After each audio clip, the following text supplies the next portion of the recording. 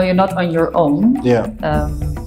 Focused on one idea. You have kind of like people that are slightly, less attached to the solution that can maybe give you like a check-in. Maybe what we're building now is not solving the problem. So let's refocus on the problem and make sure that that's what we're addressing, because that's in the end.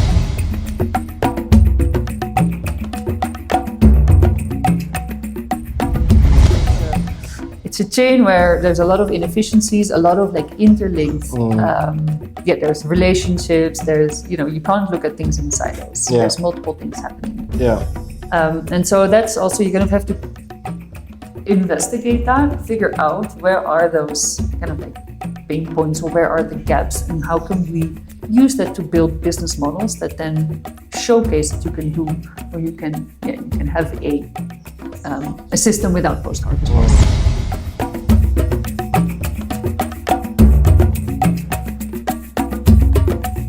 Hi, Eveline. Thank you for joining and having this discussion.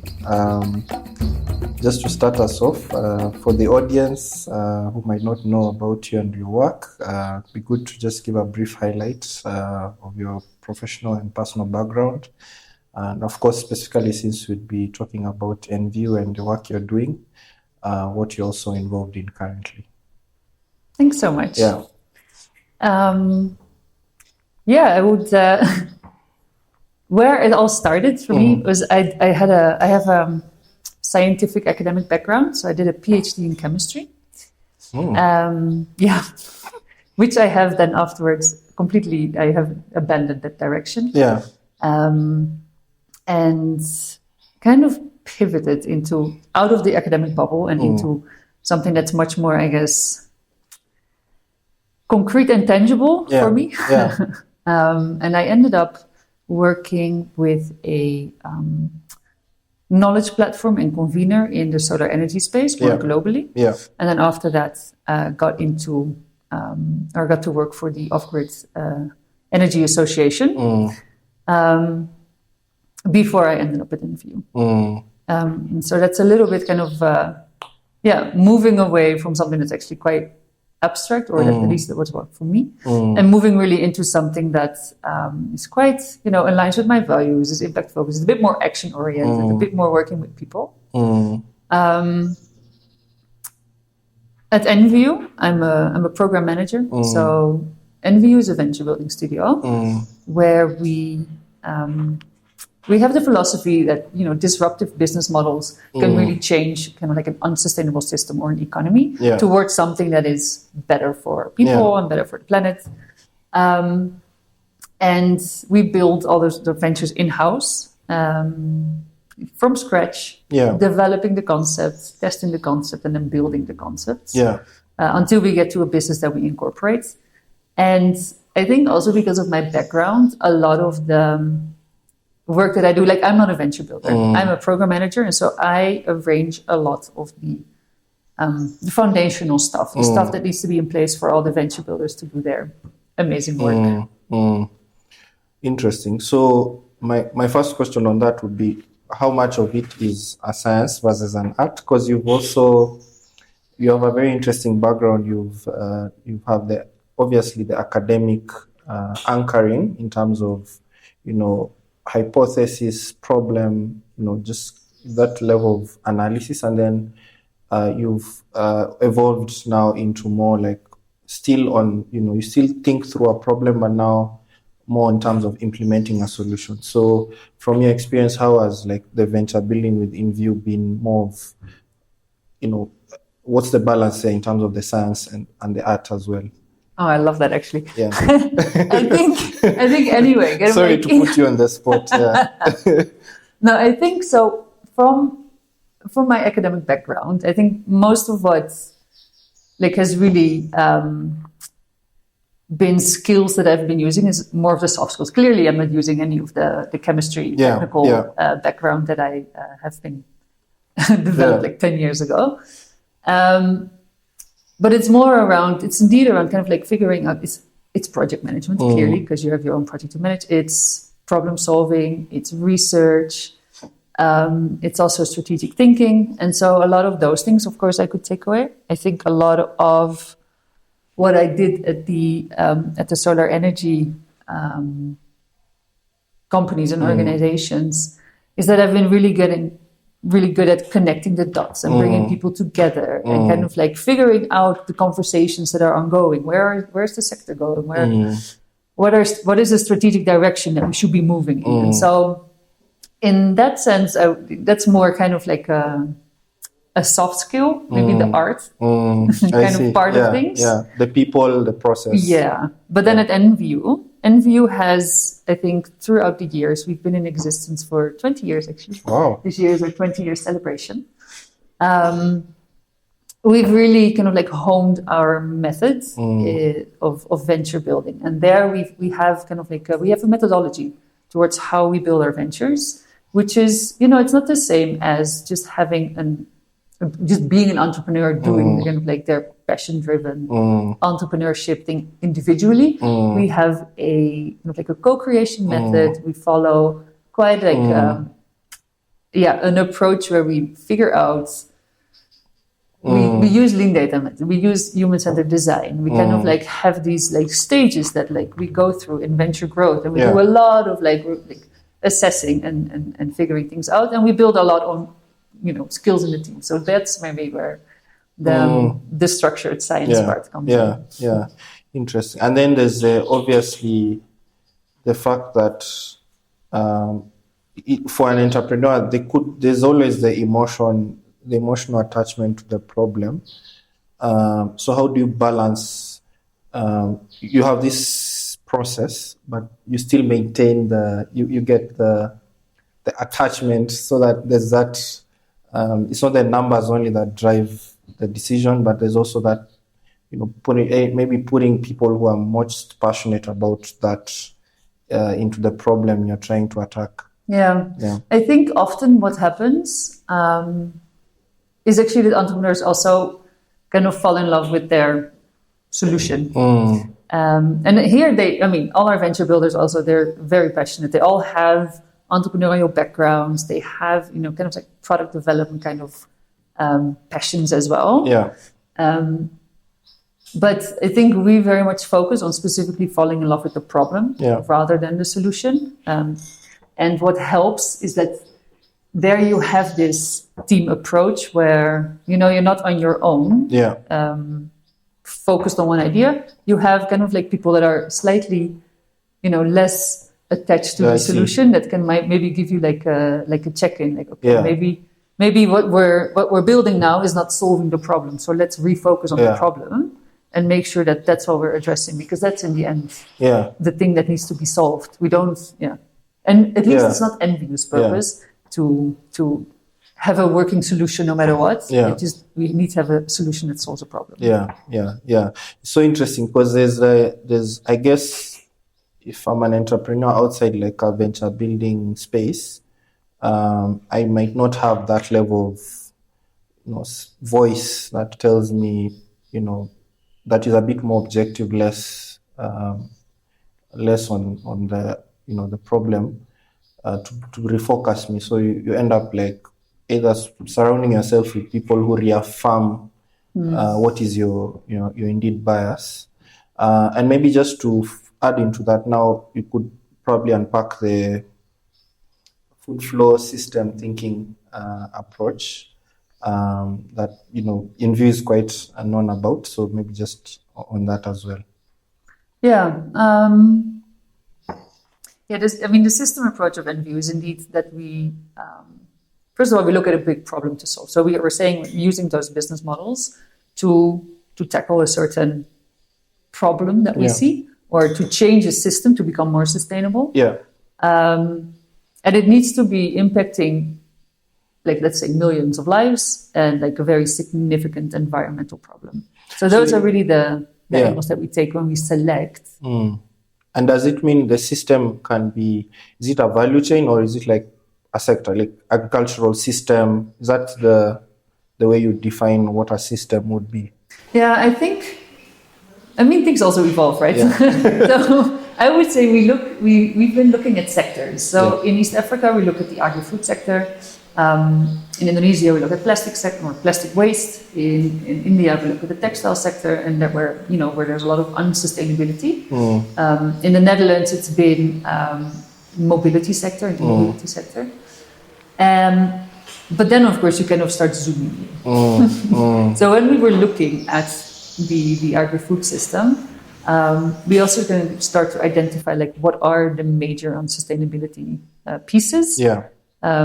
Which already is, where you're applying systems thinking. You do have to at some point zoom in. So we've had a specific focus on post-harvest loss, and we now have a specific focus on sustainable ways of agriculture, so regenerative agriculture.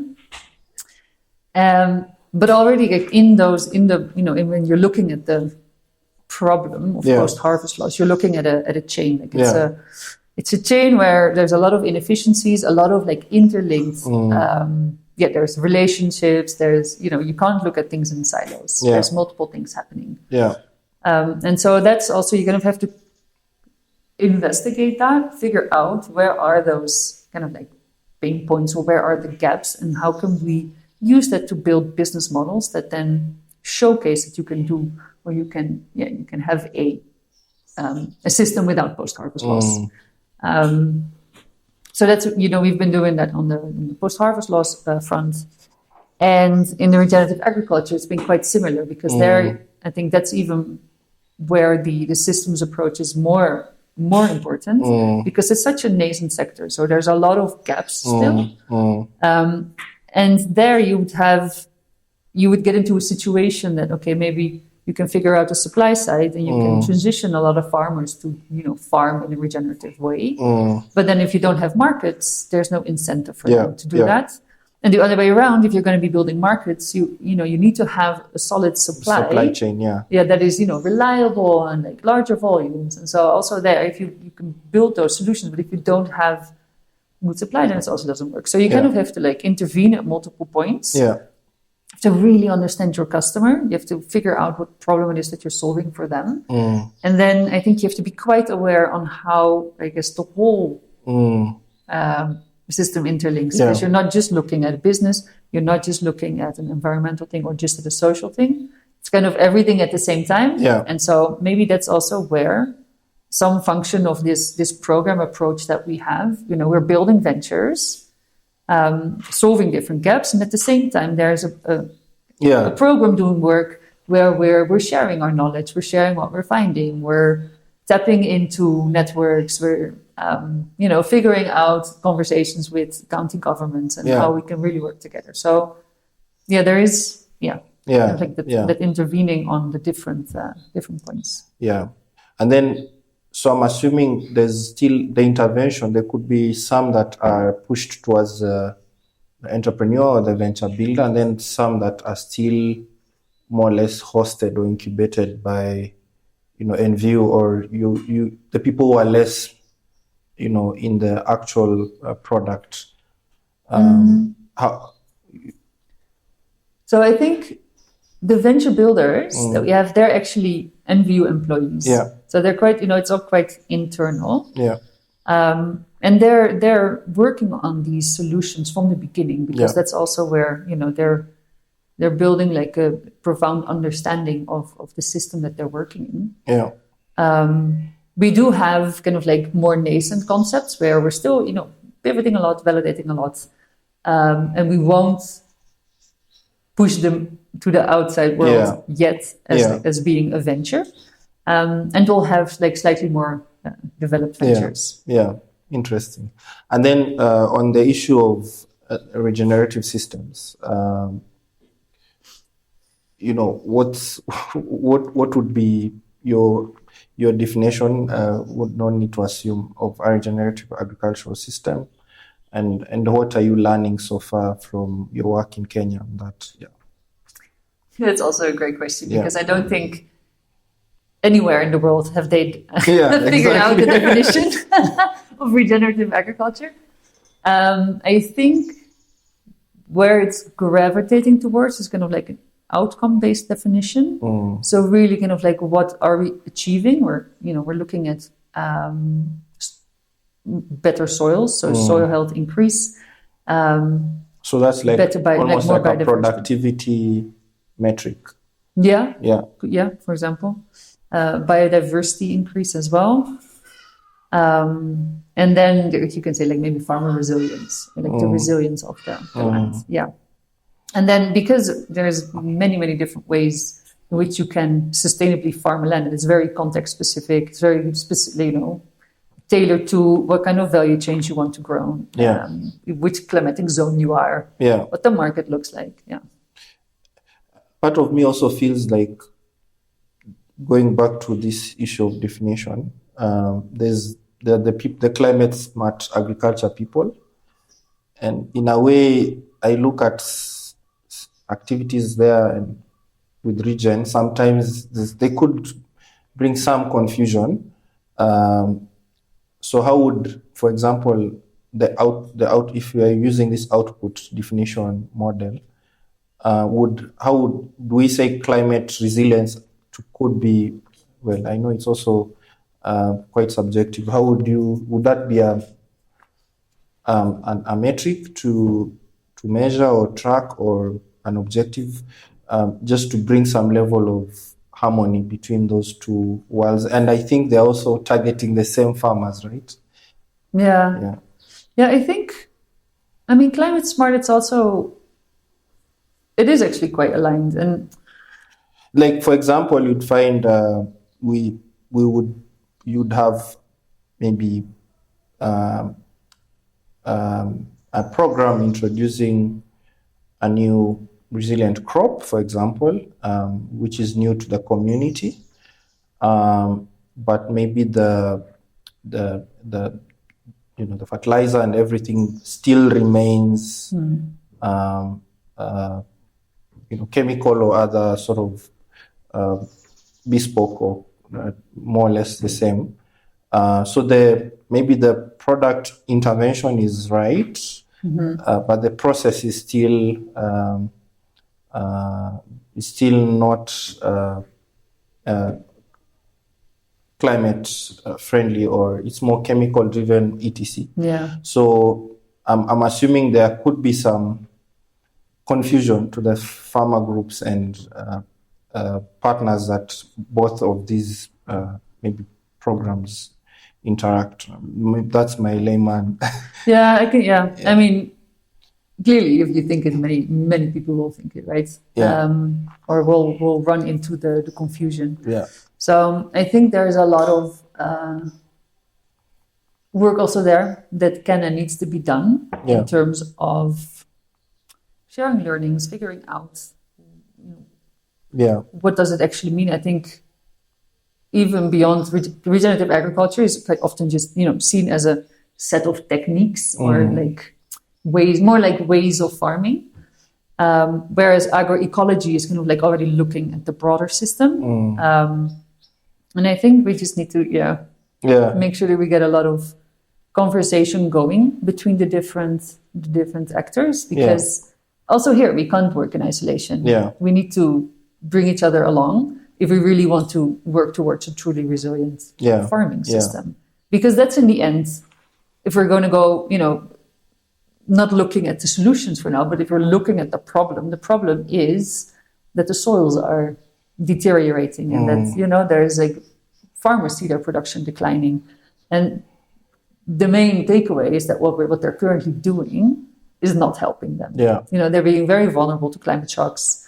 They're sometimes a bit like stuck in a cycle where they have certain inputs or seeds that need certain other chemical inputs that are actually not great for the soil at all, because all the biodiversity is killed. And it's just like this. Yeah, it's negative, like the more deterioration, the more chemicals you need to put into. The further it deteriorates. It's like it's a cycle, but it's spiraling downwards. Yeah, interesting. And then maybe you've just captured a lot on the definition, output. Do you say even maybe nutrition could be a measurement there, or that would be far-fetched on the consumption? Nutrition as in kind of like how like for example, if we are saying regenerative systems, we are looking at improved soil health, productivity, maybe farmer buy-in. And I'm just looking at when you mentioned you're both on the supply and the market side, would nutrition be like a selling point or I think that's the biggest selling point actually. Because I'm going to say absolutely clear that produce that comes from like a very healthy soil, they contain a much more diverse, like how you say, host of micronutrients. Nutrient base, exactly. And they're not sprayed with like harmful chemicals. Because that is, aside everything is also still a problem here because a lot of like things where regulation is coming into play in, let's say, the US and in Europe, all these manufacturers, they still just want to push their illegal products somewhere else.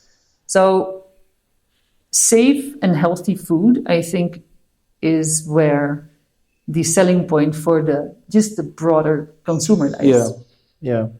And also, what you've just want to get a few highlights on what you've learned so far with the regenerative work, particularly in Kenya. That could be an interesting insight. Yeah. I mean, we did a deep dive because this is how we start all our work at Enviu. We do a deep dive, which is our issue analysis, into what is the state of the sector, what's happening on the farmer side, what's happening on the consumer side, what is there and what are the gaps. So we have a bunch of learnings there, and usually what we do is we really map out, or we make like customer profiles. And now that we're working with farmers, what we're doing essentially is we've decided, okay, we need a business ecosystem that will help farmers transition, or that will enable farmers to transition. So if you're coming from the point of a farmer, your land is, the productivity is going down year after year. Then if you want to change your ways, then what are the different things you need? That's the things we're building. So we're building things on the knowledge and the input side. We're building things on helping them scale. So basically financing or accelerating the scaling of their plot, or the transition of their plot, sorry. And then we have, very importantly, the market side. So that's where we're intervening. And I think a lot of the things that we've learned is, people are quite switched on when it comes to health, much more so than, of course, when we're saying it's good for the environment, because it's more about... And then specifically farmers, I think, have, there's lots of stories of farmers that actually see the immediate health effects of spraying. Like they'll have, if they're carrying like a leaky can, they'll have like rashes. Like it's not, they know it's not great. So they actually love the fact that they're producing way more diverse crops as well. And they see it's really, really working because we're starting in a semi-arid area. And so a lot of the soils were very unproductive. Any intervention that we're doing there, any practice that we're, encouraging them to implement has immediate effect. And so they're quite happy that they have well-producing crops, a lot of diversity. And so also what we found is that the first thing they'll do is they'll just keep it to themselves. So they know, I think, the whole customer is quite switched on when it comes to knowing what's healthy and what's not. And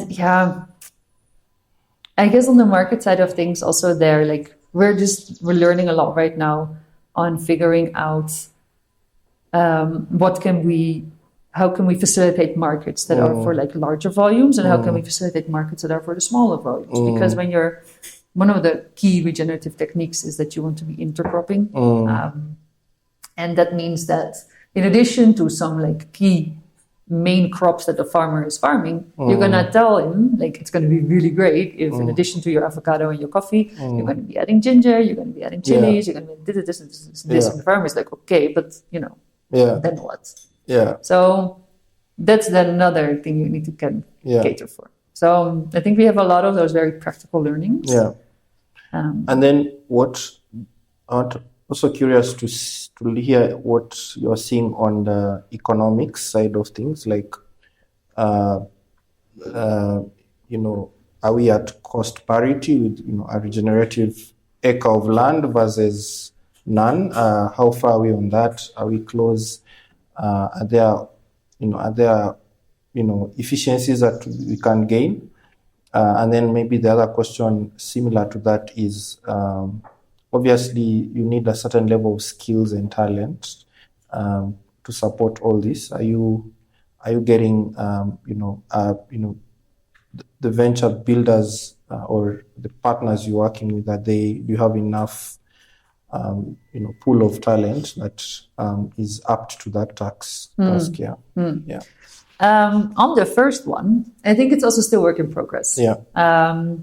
Because we've been validating solutions and developing solutions and transitioning farmers for between 1.5 and 2 years now. You're very bound to seasons, of course. So there's only only a small window of time that you can actually implement the innovation, or actually the indigenous practices that their grandparents used to do. Yeah. And so from there, from all the learnings that we have, we figured out, initially they scale or they transition a small part of their plot, and then they need to start scaling, and that's where we're still kind of like, we're doing still some tests, so I can't share too much yet. But it is also for us to figure out, like, okay, what does it then cost to go and transition 1 acre? How can we also make it kind of like a cash flow positive experience for the farmer, because they don't have so much money to invest, especially subsistence farmers. In the long run, I think all the arrows point towards it being more cost effective, specifically because some costs that you otherwise have fall away. It's more labor intensive, which is, another thing to figure out. But once you've been farmed, like if your soil is healthy, your plant is healthy, and it's much less susceptible to pests. If you have a system where nutrients are, being put in the soil, because there's a very healthy biodiverse microbiome, then you also don't have to put all the fertilizers. You just have like the homegrown manure and all the stuff you do. So you're kind of saving on that. You don't have to till anymore, so you don't have to get in the oxes, you don't have to get in the machines. So once you're set up in the long run, and you're growing much more diverse, and once, and if you have markets for that, it's figured out. But it's a process. It's not like it's a much longer term process, much more longer term process to figure out than, for example, the post-harvest loss solutions. So what I get is we are tending in the right direction from a cost perspective. Obviously, there's still a lot to learn. And then, there's maybe labor time efficiency to figure out for the farmer. And then largely, it's still, there's still progress happening, particularly. But for example, like farmers have reported that rather than harvesting once, they can harvest twice. Or they get double the crop from their maize, just because they're making sure that they're capturing water and they're intercropping. Which is incredible. Interesting. And then you have obviously two amazing startups. You have Enviu and Shambani. Maybe a quick one on each of them and what they're doing. So from the post-harvest loss interventions, you mean? We have SocoFresh, and we have Shambani as well.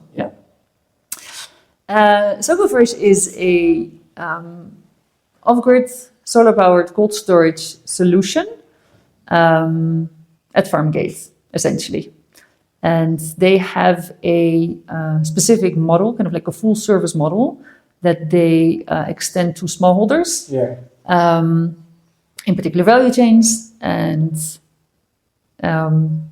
through that, I think one of the key value chains that they're active in is in avocado. So, working with avocado farmers, they will harvest and aggregate from smallholders. They will get it into a cold storage within just a couple of hours' time. It's going to be in a, there's like quality control in the harvesting. Yeah. There is immediate cold storage there. They're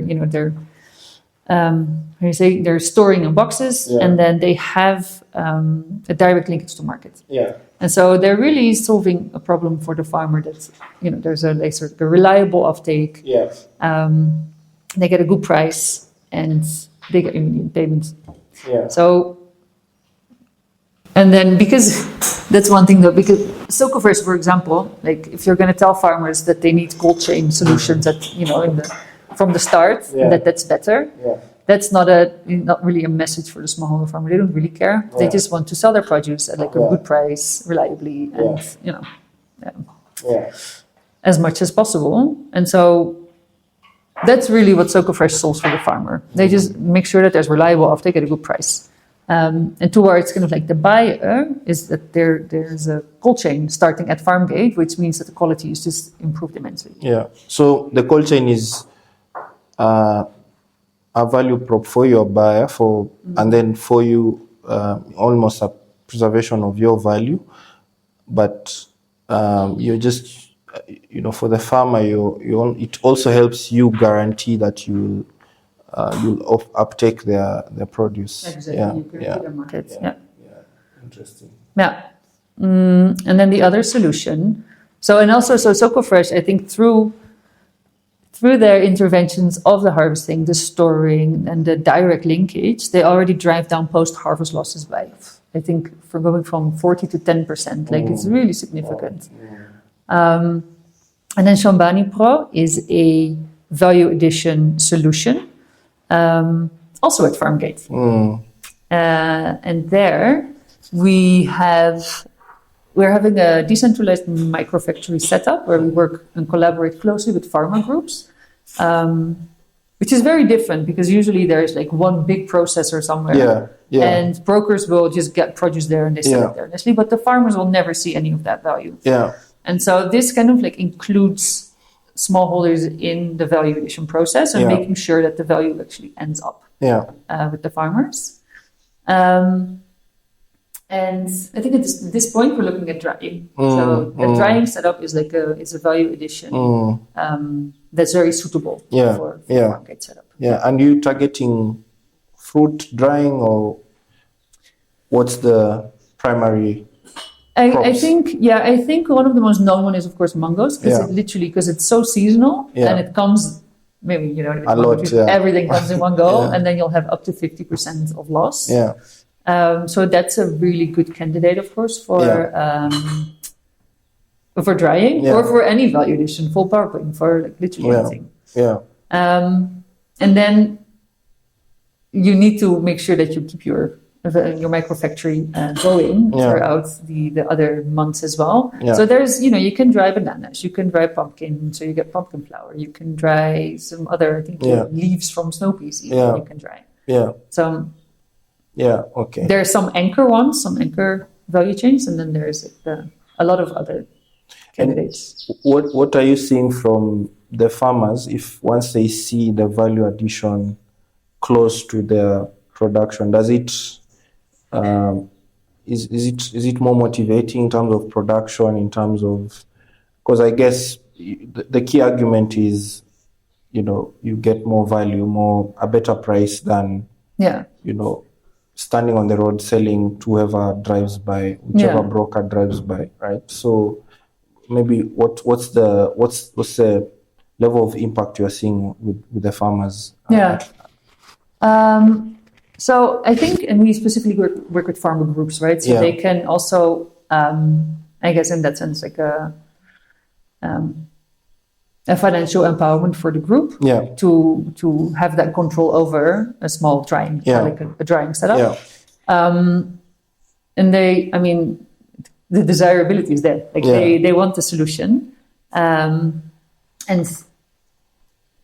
I think so far it's been really good. I think our main hurdle has been figuring out the right technology to bring it farm gate, because there's market and the farmer groups want it. And so it's kind of like bringing it all together. But it has been, I think the reception has been really good. And also the potential income increase is also incredible. Like depending on the region where you are, I think we've seen up to 200% of income increase. And then obviously you've mentioned technology as a bottleneck or challenge. I think there are other challenges maybe you could just mention, because it's not very easy to build decentralized value addition. The conventional thinking is always, let's harvest, let's drive as fast as possible, as close to Nairobi, to the nearest factory or exporter, and let's get this off our hands, right? So what was the initial, some of the challenges you've seen, obviously, in addition to technology on that?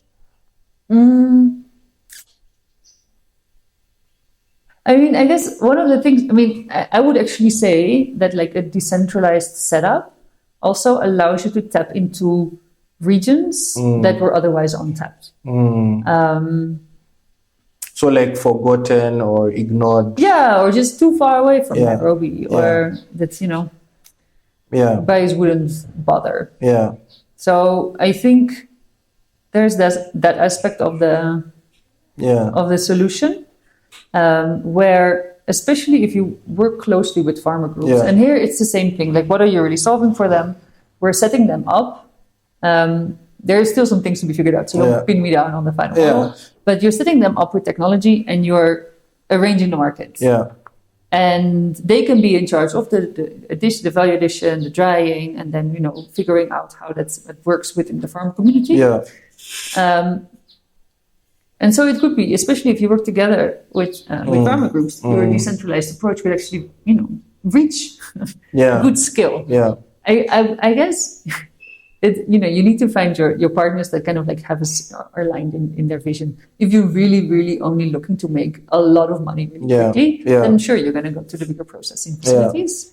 But this has the additional angle of making sure that the value also remains in the community. And I think kind of like figuring out that setup, of course, has taken some trials. Interesting, you mentioned like the fact this decentralized approach could, almost tap into markets that no one prioritizes. Because I think one of the challenges I've seen, particularly when we're having a drought in the country, there's always one region of the country that is raining and floods. So they have this bumper harvest, and then this region that has no food, but there's no way of getting things across. And then maybe if there was a aggregator or somewhere in the middle that could bridge both two extremes. So quite interesting to see that plays out. And also particularly now with, counties, our devolved system, that could be a very interesting partnership. You could see even maybe different counties working together to solve challenges for their specific regions. Then we are trying to end. So as we end, maybe a question I always ask myself is, why aren't there more venture building studios in Africa? It seems pretty, pretty obvious. We need more. We need, more, at least more than what we have. Enviu has been there for a long time. Why do you think that's not the case?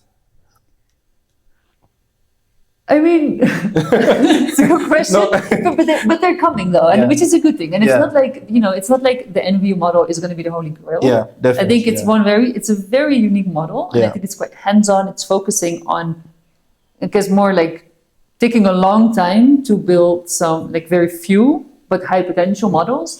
over other accelerators and incubators and other kinds of venture builders. And I think they're all needed if we want to reach our, SDG goals. Yeah. But I mean, entrepreneurship is hard. Yeah.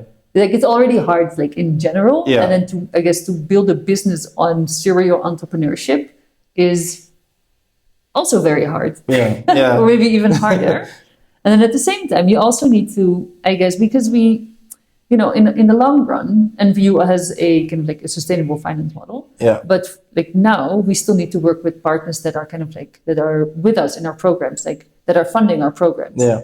They also need to, believe in our methods. Yeah. So you need to show it.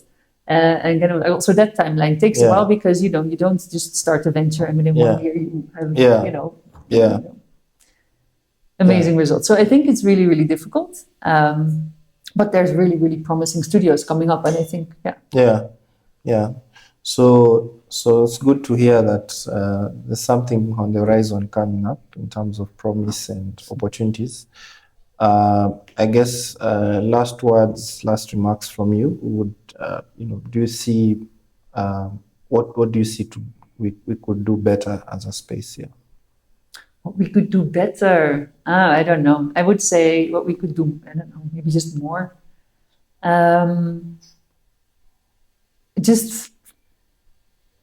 I'm gonna focus on just supporting businesses. I think we need to have a lot of different instruments that support businesses, from the government, from the different funders that support all kinds of businesses, like from the micro ones to the SMEs to the scale ups to the absolutely everything. Because they're just difficult sectors, and you're working with BOP customers.